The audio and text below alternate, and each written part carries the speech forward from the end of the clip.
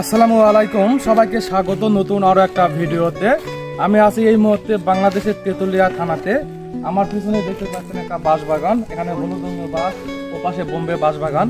মানুষ আসে তেতুলিয়াতে এই বাগানটা দেখার জন্য। আজকে আমরাও আসলাম জয়পুরহাট থেকে। শুধু আমি একা না, আমার সাথে আরো অনেকে আছে, বিভিন্ন ভিডিওতে পরিচয় করে দেবো সকলকে।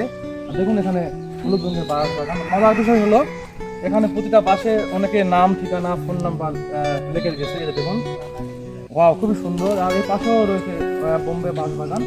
আমরা প্রতিটা জায়গায় ঘুরে ঘুরে দেখতেছি তেতুলিয়ার। এই যে দেখুন,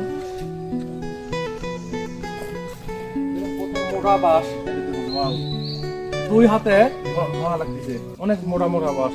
আর অনেকের নাম, ঠিকানা সব লেগে গেছে। আমরা ঘুরে ঘুরে দেখতেছি, আপনারাও ঘুরে যাবেন এই তেতুলিয়া শহর এবং এই বাঁশবাগানটা, ভালো লাগবে। আর বাংলাদেশে কোথাও এই বাগানটা দেখতে পারবেন না, এরকম বাঁশ